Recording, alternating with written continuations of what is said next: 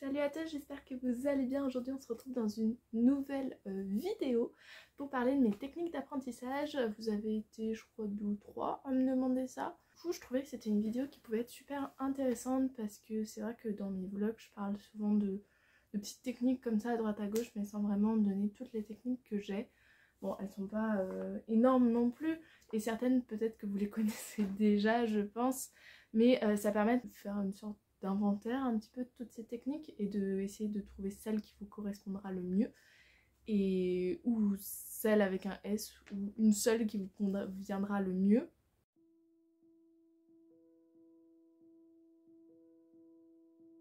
On va commencer par les trucs un petit peu basiques, on va dire, ce qui paraît plus ou moins évident, et puis on terminera par des toutes petites spécificités. J'en ai noté 3 que vous savez ou que vous ne savez pas et qui peuvent vous permettre de mieux vous comprendre quand vous apprenez et d'adapter aussi votre façon d'apprendre à ça. Donc en tout premier, je vais vous parler d'un petit truc qui avant même d'apprendre, je pense qu'il y a une notion qui est super importante.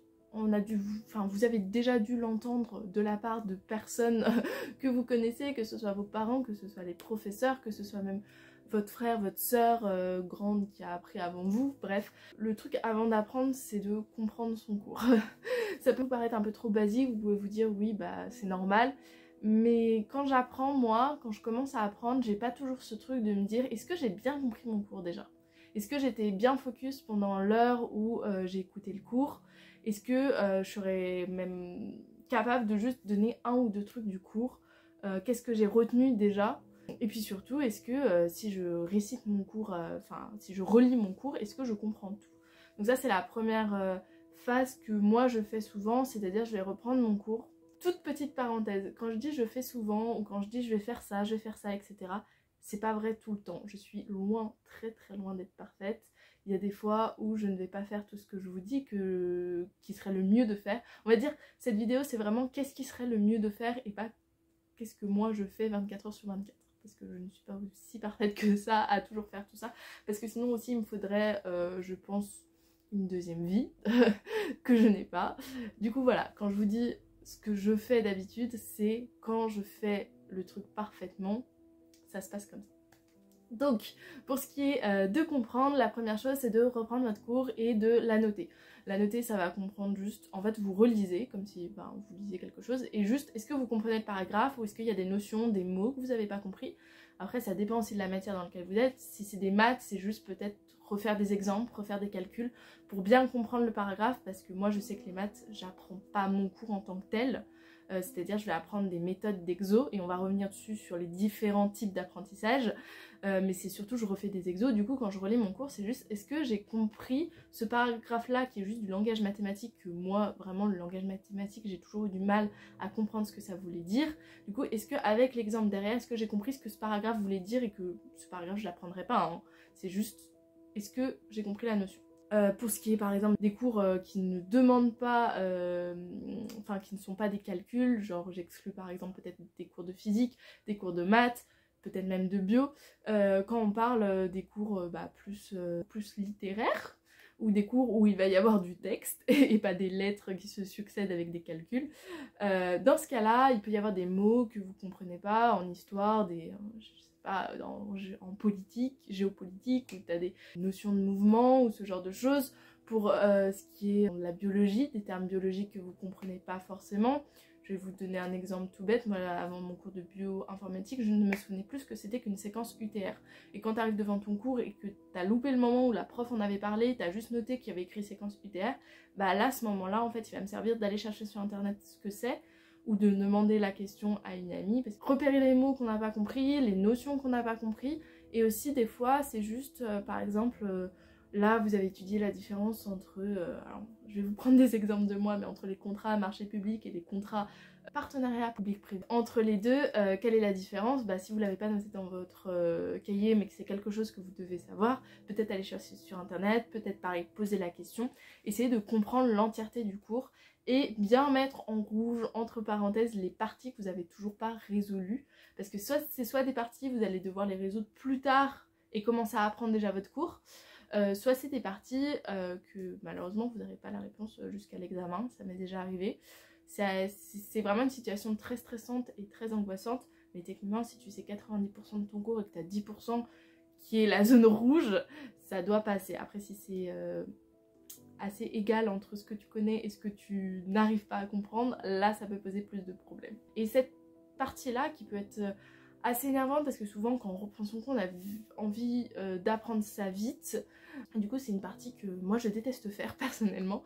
Et du coup j'ajoute quelque chose, je vais revenir dessus, pour me motiver à le faire et je vais vous en parler. Mais du coup cette partie-là je pense qu'elle est quand même essentielle et surtout le petit point positif c'est que c'est une partie plutôt rapide.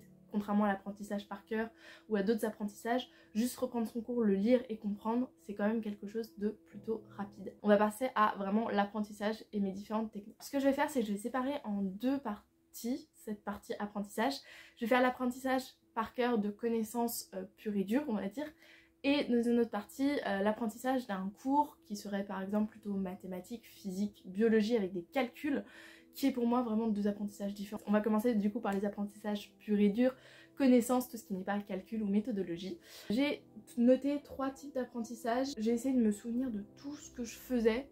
Voilà, c'est pas énorme, hein, c'est 3 façons différentes de faire, d'apprendre, qui peuvent être couplées ensemble, qui peuvent être juste vous, votre manière de faire, c'est ça. Voilà, à voir.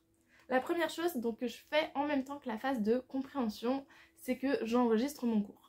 Ça me permet de me motiver à faire cette phase de compréhension, de bien lire. Je suis obligée d'expliquer lorsque je fais l'enregistrement. Alors je le fais pas toujours, des fois ça va très très vite parce que j'ai envie que ce soit vite fait et voilà.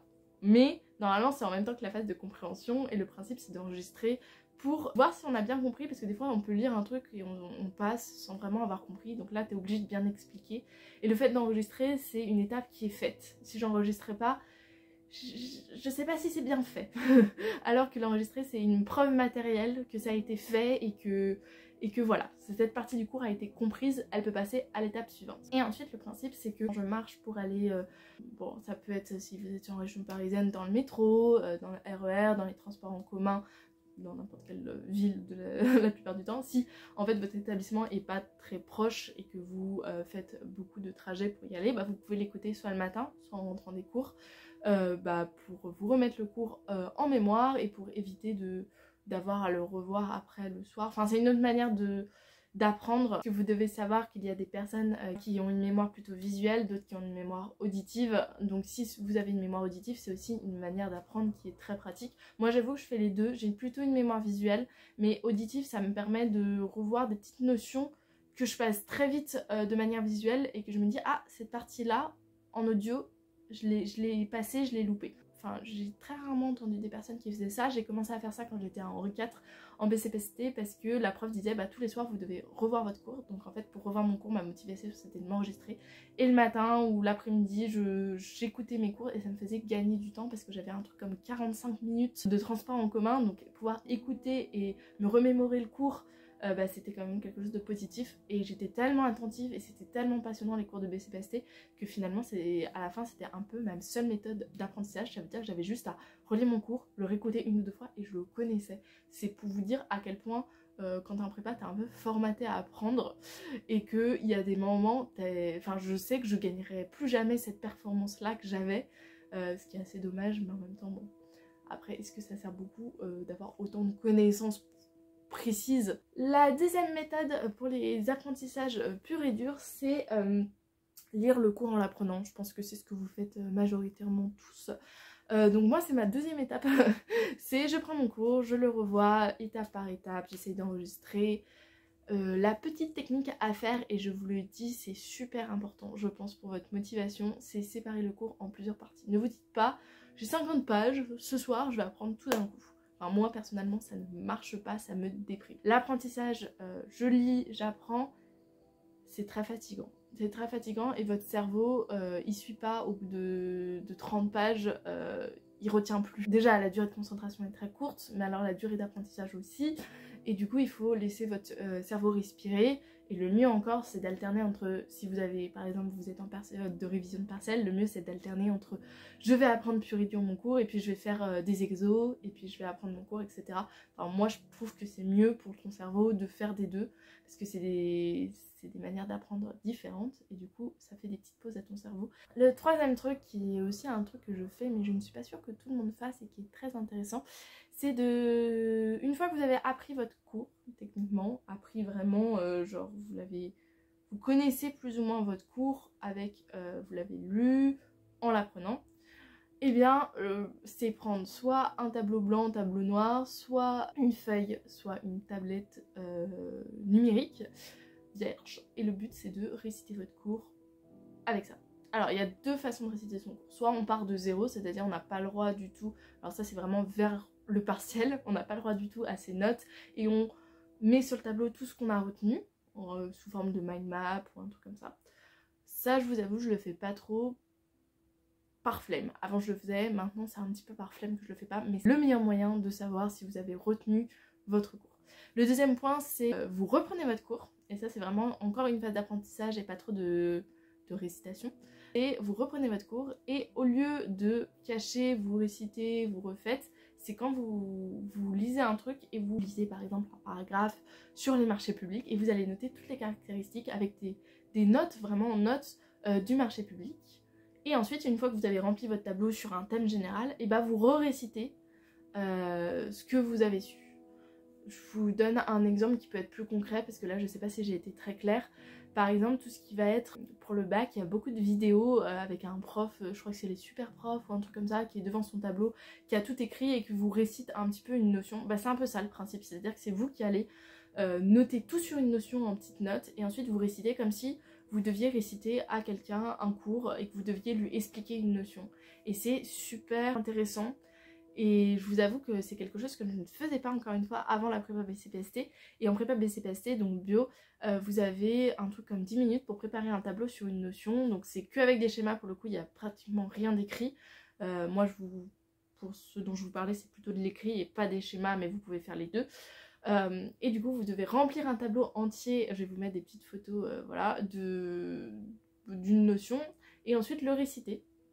Et parler de la notion tout simplement. Et en fait, je me suis rendu compte après qu'une fois que tu as fait ça, la notion tu la connais pratiquement super bien. Et du coup j'ai commencé à faire ça pour mes autres cours. Encore une fois, c'est pas un truc que je fais tout le temps, il faut le savoir, mais c'est quelque chose qui vous permet vraiment de comprendre une notion en entier. Et surtout, ça va être juste avec votre mot, c'est pas j'apprends par cœur ce qui a été écrit, c'est vraiment je reformule avec mes mots. Soit vous pouvez le faire devant quelqu'un qui n'a pas compris la notion du cours, soit tout seul devant personne, c'est juste vous parler tout seul, ça peut être bizarre, mais voilà, moi ça marche en tout cas. Et vous expliquez la notion et vous montrez au tableau en même temps les différentes notions. Maintenant on va passer aux méthodes, enfin ce que j'appelle la méthodologie. L'apprentissage de cette notion-là, elle va pas se faire par réciter quelque chose, selon moi. Le mieux c'est de comprendre, toujours, hein, il y a toujours la phase au-dessus comprendre, et de ficher des types d'exos ou des types de méthodologie. Par exemple, type de méthodologie ce serait comment faire une dissertation, type d'exo ce serait par exemple, on a un exemple de bioinformatique parce que je suis en train de réviser la bioinformatique en ce moment pour un partiel. Par exemple ça va être tout ce qui va être alignement par paire, et bah comment est-ce que je fais cet alignement, enfin j'ai ce type d'énoncé, bah j'aurai ce type de réponse avec les différentes variantes. C'est quelque chose qui peut vous paraître, je sais qu'il y a beaucoup de gens qui me disaient non mais il faut pas faire comme ça quand vous apprenez, parce que l'essentiel c'est de comprendre. Je suis d'accord, l'essentiel c'est de comprendre, parce que le but après pour votre futur c'est juste d'avoir compris la logique. Et je suis d'accord. Maintenant vous vous préparez pas pour juste comprendre, même si la phase de compréhension est encore une fois essentielle, vous vous préparez pour un partiel. Et un partiel c'est quelque chose qui est très répétitif. Vous vous préparez pour être le meilleur possible en termes de vos compétences. Soit pour vous challenger vous, soit pour avoir un classement et être meilleur que les autres, soit juste pour passer un examen, il faut passer un level. Donc le but c'est d'être le meilleur. Et être le meilleur, ça passe aussi par faire tout ce qui est en votre pouvoir pour apprendre un cours. Donc le comprendre c'est quelque chose d'essentiel. Maintenant si vous apprenez tous les types d'exos et que vous savez le jour où vous arrivez, avant même d'avoir lu l'énoncé, qu'est-ce que vous allez commencer à répondre, franchement c'est tout bénef. Et je vois pas pourquoi vous vous priverez de cet apprentissage-là, qui certes est un peu moins glorieux que de dire « Oh j'ai compris, ça y est, j'ai la réponse ». Ça a très rarement marché pour moi, pour ce qui est... Les maths ça passait encore, mais pour ce qui est de la physique et même de la biologie, tout ce qui était calcul, etc. Moi ça marchait pas de juste comprendre. Une fois que vous avez fait ces fiches, ce qui est bien c'est de les comprendre et ensuite vous faire des petites phases d'apprentissage par type d'exo. C'est-à-dire vous avez repéré par exemple la veille, moi c'est ce que je fais souvent parce que si vous repérez le matin, vous savez directement peut-être la réponse, etc. Donc repérez la veille les différents, vous faites une liste par exemple, ce type de méthodologie, je vais me prendre cet exo, cet exo, cet exo. Pour demain, ce type de méthodologie, cet exo, cet exo, cet exo. Donc ça c'est la première phase, donc vous faites les différents exos.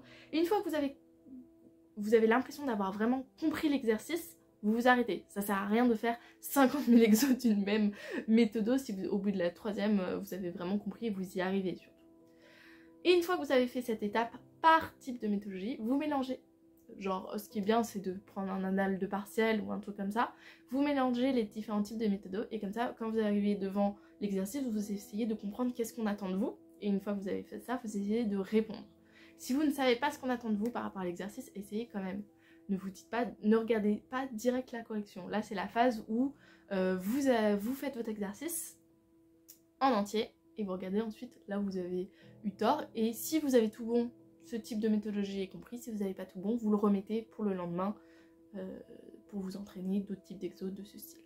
Voilà, j'espère que j'ai été claire vis-à-vis de ce que je faisais à peu près et ce qui peut être utile pour vous. Donc voilà, ça c'était pour les deux types d'apprentissage différents. Et je vais finir par vous donner des apprentissages un peu spéciaux. La première chose, j'en ai déjà parlé dans mon dernier vlog, donc c'est vraiment la dernière vidéo. C'est le fait que le cerveau apprend beaucoup mieux le soir et c'est hyper vrai, enfin de ce que moi j'ai testé. Après je suis pas allée voir s'il y a des études dessus, etc. Mais c'est vrai que quand par exemple vous relisez un cours que vous voulez savoir pour le lendemain, vraiment pratiquement avant de vous coucher, sans faire quelque chose qui va ensuite capter votre attention de manière forte, du style regarder une série, regarder votre téléphone, réseau réel, Insta, etc. Si pratiquement la dernière chose que vous faites avant de vous coucher, c'est de relire votre cours ou alors de l'apprendre, le lendemain, vous la savez beaucoup mieux que si vous l'avez appris dans la journée. Parce que votre cerveau analyse beaucoup plus si c'est le soir, juste avant de vous coucher. Encore une fois, ça ne sert que si vous êtes quelqu'un qui est pas trop angoissé par ça. Et si vous avez la motivation de le faire le soir, etc. Si vous êtes quelqu'un d'angoissé, ne le faites potentiellement pas le soir, ça peut vous angoisser encore plus, ça peut vous donner envie de réviser jusqu'à genre minuit, etc. Ce qui n'est pas forcément un bon conseil, puisque je vais en venir après à mon point 2 qui est le sommeil, et pour l'apprentissage c'est super important. Donc juste faites-le si vous n'êtes pas angoissé, si ça ne vous provoque pas quelque chose de négatif. Mon deuxième point du coup c'est se vider la tête. Si vous avez passé 4 heures à apprendre quelque chose, vous n'avez pas retenu tout ce qui était dans les 4 heures. Une demi-heure d'apprentissage, une demi-heure d'exo, vous pouvez faire ça toute la matinée, toute la journée, ce sera toujours plus productif que faire tout le matin apprentissage, toute l'après-midi exo. Après c'est une question aussi de motivation, souvent quand vous êtes coupé dans votre élan, ça peut engendrer que vous n'avez pas forcément envie de changer de l'un à l'autre, etc. Moi c'est quelque chose qui marche de changer parce que sinon je suis un peu comme une enfant, je me lasse très très vite et je suis de moins en moins concentrée. Maintenant si vous ça marche de faire que de l'apprentissage le matin, que des exos l'après-midi, tant mieux. Encore une fois, si vous avez passé genre un truc comme 8 heures à travailler, que ce soit de l'apprentissage, que ce soit des exos, il y a un moment il faut connaître sa limite. Quand vous commencez à avoir mal à la tête, votre cerveau vous envoie un message, arrêtez-vous. Même si vous n'avez pas fini, que vous êtes loin d'avoir fini, vous n'êtes pas obligé de vous arrêter, mais faites une pause, buvez de l'eau, buvez une tisane, peu importe. Faites quelque chose qui vous vide la tête sans... qui vous demande pas trop de réflexion aussi, sans que ce soit un truc addictif qui potentiellement ne vous aidera pas après à reprendre vos révisions. Ça c'était le deuxième point. Le troisième point c'est dormir. Vous devez le savoir, toutes les heures avant minuit sont des heures essentielles pour le cerveau. On a peut-être dû vous dire ça. Moi encore une fois c'est quelque chose que j'ai testé, j'ai toujours pas d'études. Hein. Je vous dis vis-à-vis de ma manière d'apprendre. Je sais qu'il y a beaucoup de jeunes qui travaillent très tard la nuit jusqu'à minuit, 1h du matin. Je sais pas comment vous faites. Le but c'est avoir vos heures de sommeil. C'est-à-dire vous avez dû tester plus ou moins maintenant. Si vous n'avez pas encore testé et que vous rentrez dans les études supérieures, essayez de tester cet été. Je sais pas, faites des sommeils de 8h, 9h, 7h, 6h, etc. Pour voir vous avez besoin de combien de sommeil, parce qu'on n'est pas tous pareils et pas tous égalitaires là-dessus. Ok, et le dernier petit point, faire quelque chose en même temps qui est compatible avec le fait d'apprendre, de bosser, faire quelque chose qui vous apporte du bonheur. Je pense que c'est quand même une très grande motivation pour bosser, et donc quelque chose qui vous permet d'apprendre mieux. Voilà, je vais conclure sur ça. Je sais pas du tout combien de temps j'ai fait, j'espère que j'aurai été... que je vous aurai bien expliqué mes techniques d'apprentissage, que ça vous aura servi plus ou moins. Abonnez-vous, n'hésitez pas, vous êtes encore beaucoup à regarder mes vidéos sans forcément vous abonner. Je sais que vous n'êtes pas forcément tous, vous regardez pas forcément tous les vlogs parce que c'est pas forcément quelque chose qui vous plaît, vous regardez pas forcément tous des vidéos spécifiques, mais je mets des vidéos toutes les semaines, comme ça vous permettra au moins quand vous allez sur vos abonnements de savoir toutes les vidéos que j'ai faites, et s'il y en a qui vous intéressent, d'y aller. N'hésitez pas à liker si c'est pas déjà fait, ça fait toujours plaisir. Et à mettre des commentaires aussi si vous utilisez ces techniques d'apprentissage. J'aimerais savoir si c'est quelque chose de connu et un peu... peut-être que ça aurait été un peu trop basique pour vous, ou est-ce que c'est quelque chose que vous apprenez et que vous allez essayer de tester. N'hésitez pas à me le dire en commentaire. Et sinon je vous dis à la semaine prochaine pour une autre vidéo. Salut!